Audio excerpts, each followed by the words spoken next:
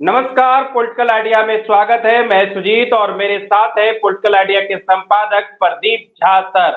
आज हम बात करेंगे बिहार के उस राजनीति के बारे में जिसका चर्चा अभी वर्तमान में तेजस्वी यादव लगातार करते रहते हैं। लालू यादव ललुआ कैसे बन गए, कर्पूरी ठाकुर कर्पूरिया कैसे बन गए और तेजस्वी यादव क्या चर्चा करते रहते हैं, कैसे ये दोनों की एक दूसरे से संबंध है, इस पर पूरी चर्चा हम करेंगे प्रदीप झा सर के साथ। सर, क्या लालू यादव को ललुआ और कर्पूरी ठाकुर को कर्पूरिया पर जगन्नाथ मिश्रा को जगन्नाथवा नहीं कोई बोलता है, नीतीश कुमार को कोई नीतीशवा नहीं बोलता है? क्या इसमें सर ये झोल है सर? इस तरह से लोग बात बोलते हैं। छोटे छोटे बच्चे भी आप देखेंगे सर तो लालू यादव को ललुआ ही बोल देते हैं, पर नीतीश कुमार को नीतीशवा कोई नहीं बोलता, नीतीश कुमार ही बोलता है।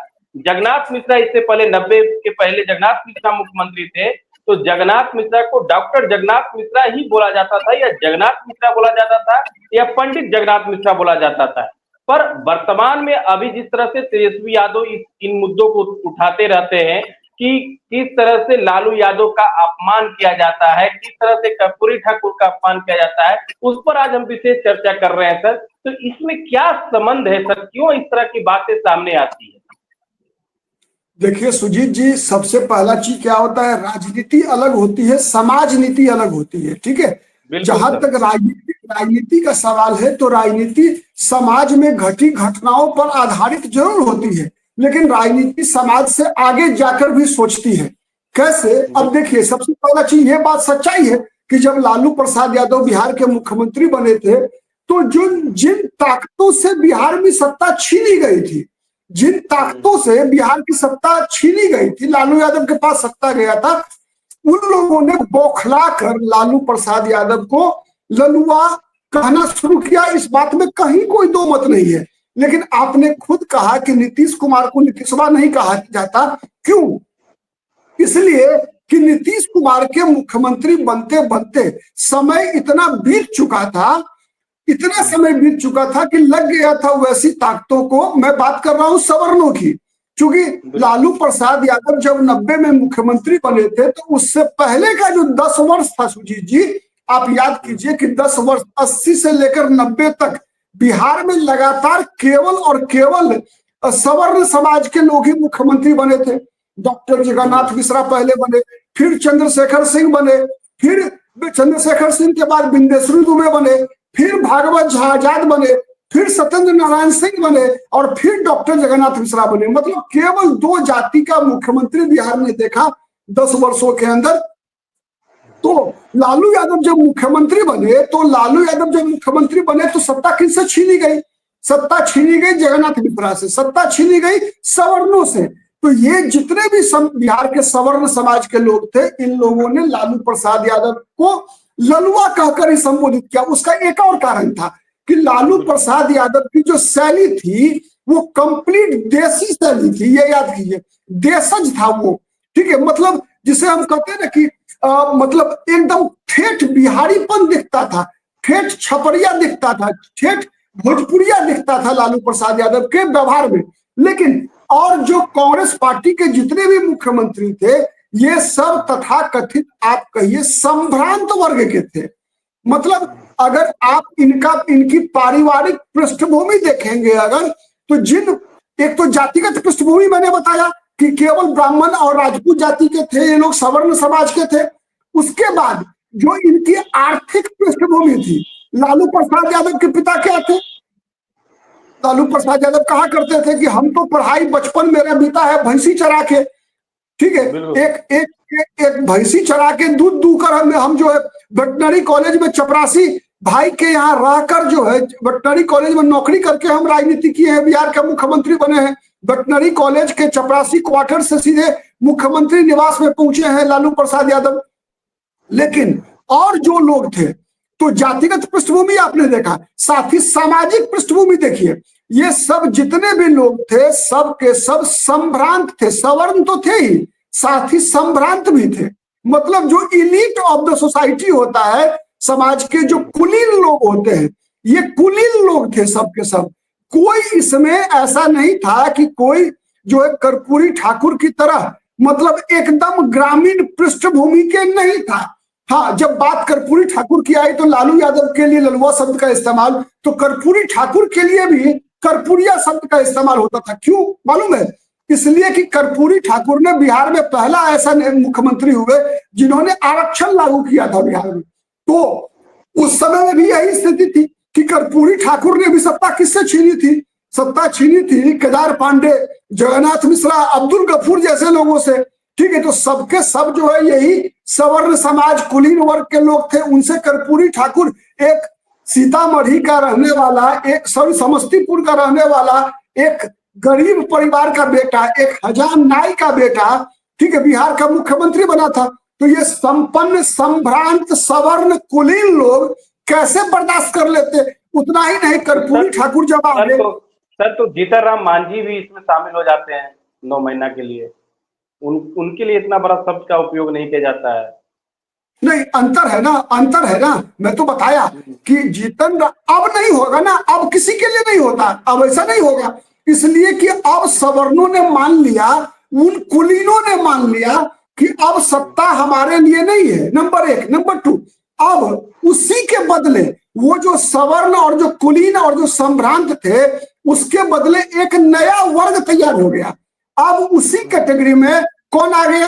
तो लालू यादव का परिवार आ गया। वही संभ्रांत, वही सवर्ण, वही कुलीन की कैटेगरी में लालू प्रसाद यादव का परिवार कैसे आया? ये बिहार का इतिहास कम से कम बिहार के युवाओं को समझना चाहिए कि वही लालू प्रसाद यादव जिनके मुख्यमंत्री बनने के बाद यहाँ के सवर्णों ने, यहाँ के संभ्रांतों ने, यहाँ के कुलीनों ने, यहाँ के जमींदारों ने लालू यादव को फूटी आंख नहीं सुहाते थे। ठीक है, लालू यादव का बार बार अपमान करना, जैसे वैसे ही जैसे कर्पूरी ठाकुर का किया गया, वही अब लालू प्रसाद यादव और लालू प्रसाद यादव के बच्चे वही काम अब कर रहे हैं। अब ये नव सामंत बन गए। कैसे? आप देखिए, जब लालू प्रसाद यादव मुख्यमंत्री थे, 2-4-5 साल मुख्यमंत्री रहे, उसके बाद लालू प्रसाद यादव के मंच पर मालूम है सुनील जी, केवल एक कुर्सी लगती थी, केवल एक कुर्सी, और जिस पर लालू प्रसाद यादव बैठा करते थे। और जितने भी आरजेडी के नेता हुआ करते थे, चाहे वो उस समय में शरद यादव रहे हो, रामविलास पासवान रहे हो, नीतीश कुमार रहे हो, शरद यादव रहे हो, मंगनी लाल मंडल रहे हो, जितने बड़े नेता थे सब के सब नीचे बैठा करते थे, केवल अकेले कुर्सी लगती थी लालू प्रसाद यादव के लिए। तो ये क्या सामंतवाद नहीं था? यही तो सामंतवाद है कि जब तेजस्वी यादव मैंने जो डी एरिया होता है हेलीकॉप्टर का, अब आरजेडी के कार्यकर्ता को ही नचा के फेंक देते हैं एकदम बेलाग। जब तेज प्रताप यादव मंच से आरजेडी के कार्यकर्ता को ही जो ठेल देते हैं, तो यही ना सामंतवाद है। सामंतवाद का मतलब क्या होता है? बिल्कुल सर, यही होता है। ये जाति से नहीं होता, ये सोच है। ये सोच है कि अब आपके अंदर वो अहंकार वो जो कौन लोग थे जो लालू यादव को ललुआ कहा करते थे, कर्पूरी ठाकुर कर्पूरिया कहा करते थे, वो अहंकारी लोग थे। आप देखिए, सत्ता से 2 चीजें आती है सुनील जी। एक तो आता है विनम्रता आता है, दूसरा आता है अहंकार। लेकिन 90 से 95% लोगों में ये कॉमन है, नेचुरल चीज है। अधिकतर लोगों में क्या आता है? अहंकार आता है। सत्ता अहंकारवादी बनाती है, लोगों को अहंकारी बनाती है। आज आप देख लीजिए, बिहार में अगर सबसे ज्यादा अहंकार अगर किसके अंदर है, किस परिवार के अंदर है, आप देखिए, उतना ही नहीं, केवल एक परिवार नहीं। आप देखिए, सत्ता जब लंबे समय तक रहती तो क्या लगता है चिराग पासवान अहंकारी नहीं है? क्या लगता है जीतन राम मांझी अहंकारी नहीं है? जीतन राम मांझी का बेटा मंत्री, एमएलसी, बहू एमएलए, दामाद, अभी अनुसूचित जाति आयोग का उपाध्यक्ष, समधन वो एमएलए। तो यही तो सामंतवाद है। सामंतवाद किसको कहते हैं? अब कौन माइका लाल है जीतन राम मांझी को जितना कहेगा, बताइए। यही सबसे बड़ा फैक्टर है। अब जो है, नहीं बोल पाता है सर। अब तो जीतन राम मांझी जो है तेजस्वी यादव को कहते हैं कि लालू यादव का बेटा नहीं है। अब तो मैं जो बात समझने और समझाने का प्रयास कर रहा हूं कि सामंतवाद है क्या? सामंतवाद यही है, सत्ता का अहंकार ही सामंतवाद हो। और जिससे सत्ता छीनी जाती है, इतिहास गवा रहा है, सत्ता जब छीनी जाती है तो वो व्यक्ति, हर कोई गाली देता है। जब लगता है कि मेरा कुछ छीना गया है और वो दोबारा हम नहीं पा सकते, तो क्या करेगा लोग? कोई व्यक्ति, आप सोच देखिए ना, हर व्यक्ति अपशब्दों का इस्तेमाल करता है तब जब उसके पास तर्क नहीं होंगे। जिसके पास तर्क नहीं होगा वो अपशब्द का इस्तेमाल करेगा आपको हराने के लिए। अगर मेरी बातें किसी को पसंद नहीं आएगी, मेरी बातें जो है अगर किसी दर्शक को पसंद नहीं आएगी, दर्शक क्या करता है, अधिकतर देखिएगा आप गाली देना शुरू, गाली लिखना शुरू होगा। ये चीजें, ये कॉमन चीज है। जब आप किसी व्यक्ति से तथ्य से तर्क से नहीं जीत सकते, तो वैसे ही लोग जो वोट की राजनीति में लालू यादव से नहीं जीत पा रहे थे, वही लोग खिसियानी बिल्ली की तरह खंबा नोच रहे थे लालू यादव को, ललुआ मतलब भैंस चराने वाला, ये वो चरवाहा विद्यालय वाला, चारा चोर, इस तरह की बातें करने वाले जितने भी लोग थे वो सब के सब वही थे जो लालू यादव से सत्ता छीनने में असफल हो रहे थे, जिनको लगा कि लालू यादव ने मेरी सत्ता छीन ली, सत्ता मेरा जन्म सिद्ध अधिकार है। ऐसे ही लोग थे जो लालू यादव को ललुआ या कर्पूरी ठाकुर कर्पूरिया कहने वाले, ऐसे ही लोग थे। इसको किसी भी, मुझे नहीं लगता अब कि इसको जाति से जोड़ा जा सकता है। ठीक है, मैं बताऊं आपको, आप सबसे पहले देखिए कि आज चाहे केंद्र की राजनीति हो सुजीत जी, चाहे राज्य की राजनीति हो, नीतीश कुमार के लिए क्या कम अपशब्दों का इस्तेमाल किया गया है? और अपशब्दों का इस्तेमाल किसने किया? किसने किया? ललन सिंह को लगाकर गाली नीतीश कुमार को किसने दिया? पेट में दांत है किसने कहा? बबूल का पेड़ किसने कहा नीतीश कुमार को? बिल्कुल। जीतन राम मांझी के लिए विधानसभा में नीतीश कुमार ने क्या कहा? अरे नीतीश कुमार से उम्र में बड़े हैं ना जीतन राम मांझी, लेकिन नीतीश कुमार ने क्या कहा? अरे इसको तो हम मुख्यमंत्री बना दिए। कितना अपमानजनक शब्द का चयन था। आप लोग पत्रकार दीर्घा नीतीश कुमार, पत्रकार दीर्घा की तरफ विधानसभा में ताक कर नीतीश कुमार कहते थे कि आप लोग इसको हीरो बना दिए, इसको, तुमको। इस तरह का अहंकार ये सत्ता से आता है, ये जाति से नहीं आता। ठीक है, तो अब क्यों था ऐसा फ्रस्ट्रेशन? लग रहा था नीतीश कुमार को कि जीतन राम मांझी के कारण उनका जो महादलित का वोट बैंक था वो खत्म हो गया, तो हर वक्त जीतन राम मांझी पर चिड़चिड़ाए रहते हैं। उपेंद्र कुशवाहा को बर्बाद कर देने की स्थिति में नीतीश कुमार पहुंचा दिए, इसलिए कि लगा कि नहीं, कुशवाहा वोट जो मेरा लव उसका समीकरण था वो तोड़ रहा है। ठीक है, अब आप देखिए चिराग पासवान, माने सबके साथ वही स्थिति है। ये फ्रस्ट्रेशन होता है। तो क्या सर तेजस्वी यादव अगर मुख्यमंत्री बनेंगे 2025 में, अगर बनेंगे, तो क्या उनके लिए भी ऐसे शब्द का उच्चारण किया जाए? अब कौन माइका लाल है जो तेजस्वी यादव के लिए अब गाली वाला शब्द, ललुआ जैसा शब्द इस्तेमाल करेगा? कोई नहीं है। अब चूंकि सत्ता किससे छीनी गई है? सत्ता जब मैं बता रहा हूं, देखिए, जब लालू यादव ने सत्ता छीनी सवर्णों से, सवर्णों को लगा कि लालू यादव से सत्ता हम नहीं छीन सकते, वोट की राजनीति में नहीं जीत सकते, ठीक है, तब सवर्णों ने लालू को अपमानित करना शुरू किया कि ये ललुआ है, चारा चोर है, भैंस चराने वाला है, ये है वो है, ठिकाना है ठिकाना है। अब किसी को सत्ता लगता ही नहीं है कि हम सत्ता इनसे वापस छीन सकते हैं, तो सरेंडर कर दिया। तो इसलिए अब तो तेजस्वी यादव के आगे पीछे वो ऐसी ताकतें हैं जो आप जानते हैं। आप मुन्ना शुक्ला तो किसके यहाँ टिकट मांगने के लिए गए थे बताइए आप? किसके यहाँ, किसके दरबार में हाजिर थे मुन्ना शुक्ला? और वही मुन्ना शुक्ला के परिवार के लोग लालू प्रसाद यादव को कौन कौन गाली नहीं दे रहे थे। 2 भाइयों की हत्या भी हो गई मुन्ना शुक्ला के, बताइए आप। ठीक है, तो आज तो सब लोग दंडवत है लालू प्रसाद यादव के, पैर छू के प्रणाम करते हैं जितने भी सामंतवादी।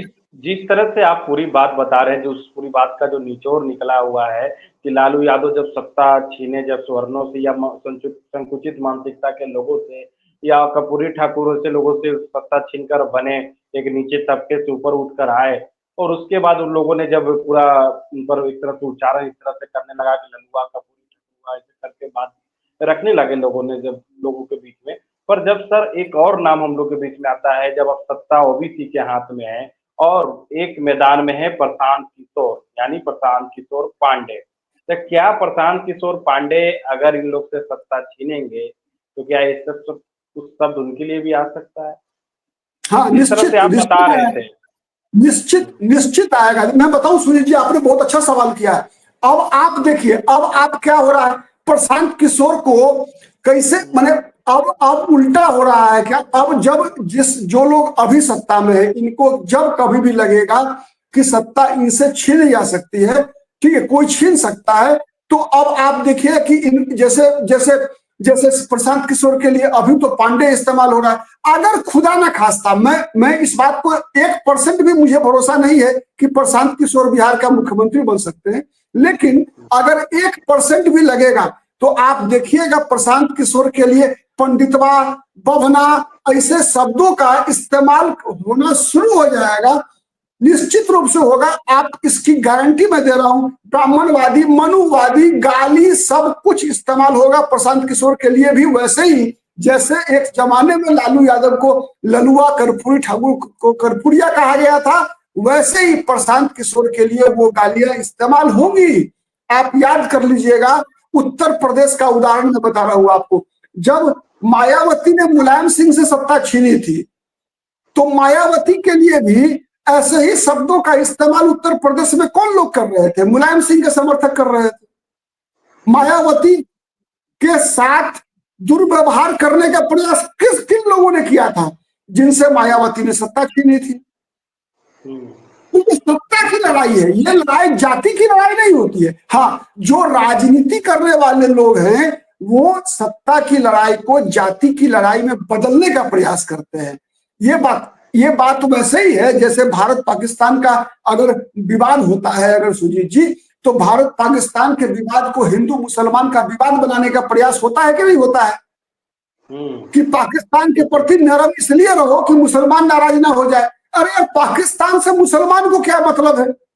वैसे ही या अभी आप देखिए, बीजेपी के खिलाफ लड़ने वाले जो लोग हैं वो सीधा कोई बात हो लेकर चले जाएंगे, ब्राह्मणवाद, मनुवाद, ये सब कुतर्क होता है, ये कुतर्क है। वैसे ही मैं तो सच्चाई यही है, मैंने बताया कि जब कभी भी लालू प्रसाद यादव इस बात की चर्चा करते हैं, उनके तरफ के लोग इस बात की चर्चा करते हैं, सही बात है। वो एक दौर था जब लालू प्रसाद यादव के लिए ललुआ का इस्तेमाल हुआ, कर्पूरी ठाकुर के लिए और कई लोगों के लिए अलग अलग राज्यों में हुआ है।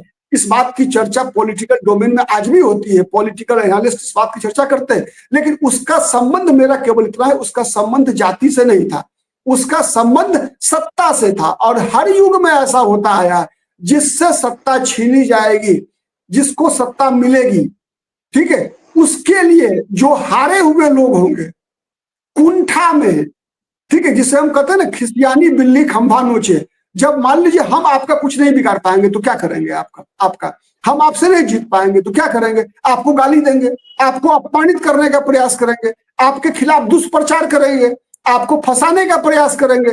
यही सब कुछ लालू प्रसाद यादव के साथ हुआ। ठीक सर, आपने बहुत अच्छे तरीके से इस बात को रखा है कि लालू यादव को ललुआ क्यों कहा जाता है और कर्पूरी ठाकुर को कर्पूरिया क्यों कहा जाता था। इस तरह की बात लोग समझते नहीं थे, जानते नहीं थे, लगता था लोग मजाक में, हास्य में लोग ये बोलते हैं, पर इसके पीछे एक बड़ा संकुचित मानसिकता था, कुंठित मानसिकता था, जिसके वजह से ललुआ बोला जाता था और कर्पूरी ठाकुर को कर्पूरिया बोला जाता था। उसके बाद से आप देखिए राजनीति 2005 सुजीत जी, एक और उदाहरण से समझ में आ जाएगा बेहतर। आज देखिए आप तेजस्वी यादव की भाषा कैसी होती है।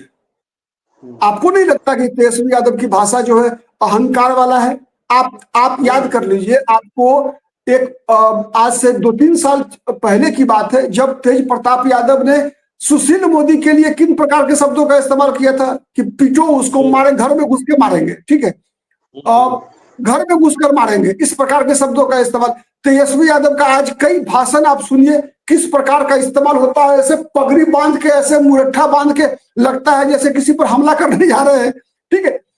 तो ये फ्रस्ट्रेशन होता है जब आपको सत्ता नहीं मिलती होती है तो आप पागल हो जाते हैं। तो ये पागल लोगों की भाषा है जो लोग बोला करते थे लालू प्रसाद यादव को ललुआ, कर्पूरिया, या आज अगर वही ताकते तेजस्वी यादव भी या तेज प्रताप यादव भी या आज कोई भी लोग जिनको लगता है कि उनका सत्ता पर अधिकार था, किसी ने छीन लिया, तो उसके लिए अपशब्दों का इस्तेमाल करते हैं। ये मानवीय स्वभाव है, ये प्राकृतिक है, ये अप्राकृतिक नहीं है।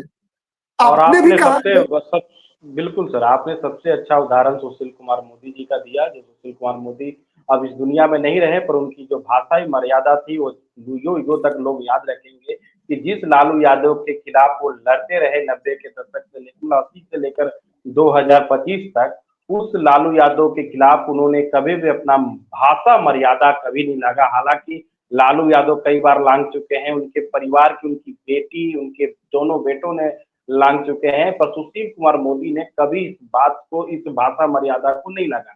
हालांकि अभी की जो राजनीतिक दौर है उसमें भाषाई जो मर्यादा है वो हर दिन लांघी जा रही है, तोड़ी जा रही है लक्ष्मण रेखा को, जो एक राजनीतिक भाषा मर्यादा होती थी। और राजनीतिक जो भाषा की जो मर्यादा है वो आगे भी टूटने की उम्मीद है सर के अनुसार, अगर प्रशांत किशोर मुख्यमंत्री बनेंगे तब। अगर अगर एनडीए से कोई मुख्यमंत्री बनेगा या ये बात महागठबंधन। सुजीत जी मैं बता रहा हूँ ना, आप देखिएगा अगर मान लीजिए चिराग पासवान मुख्यमंत्री बन गए, ठीक है, तो क्या होगा? लोग बोलेंगे, सीधा बोलेंगे कि दूसरा जो है मुख्यमंत्री कैसे बन गया रे, ठीक है। मतलब यही की होता है, ठीक है। चिराग पासवान को भी हर व्यक्ति, जब जिससे चिराग पास, और कौन बोलेगा, मैं बता रहा हूं, जिससे चिराग पासवान सत्ता छीनेंगे ना वही बोलेंगे। ये बात मैं समझाना चाहता हूं कि चिराग पासवान जिससे सत्ता छीनेंगे या कोई भी बनेगा मुख्यमंत्री अगर, ठीक है, तो उसके लिए इस्तेमाल होगा सत्ता में। जब कोई आज केंद्रीय स्तर पर देखिए सबसे ज्यादा गाली कौन सुन रहा है? नरेंद्र मोदी। क्यों? सत्ता इसलिए। और कौन दे रहा है गाली? गाली वही लोग दे रहे हैं ना जिनको लगता है कि नरेंद्र मोदी से सत्ता वापस पाना बहुत ही मुश्किल है, ठीक है। कई नाम आप याद कर लीजिए, जिनको, जो कोई भी होगा ऐसा, सबको लगता है यही कि जब हम सत्ता हमसे छीनी गई तो उसका दर्द जो है वो शब्दों में नहीं बल्कि गाली में निकलता है, वो अब शब्दों में निकलता है, तर्कों में निकलता है। बहुत बहुत धन्यवाद सर, आपने पूरी बात ये बताई और आगे भी ये भी बताया कि भाषा कैसे होने वाली है बिहार की राजनीति या भारत की राजनीति, जो सत्ता में जो भी 2025 में आएगा उसको ये सब झेलना ही पड़ेगा, क्योंकि 1980 1970 से लोग झेलते आ रहे हैं और झेलना पड़ने के लिए उनको तैयार रहना होगा। बहुत बहुत धन्यवाद। इस तरह के खास विश्लेषण और खास इस तरह की चर्चा के लिए आप पॉलिटिकल आइडिया देखते रहिए। चैनल को सब्सक्राइब जरूर कीजिए और वीडियो अच्छा लगे तो शेयर कीजिए। बहुत बहुत धन्यवाद।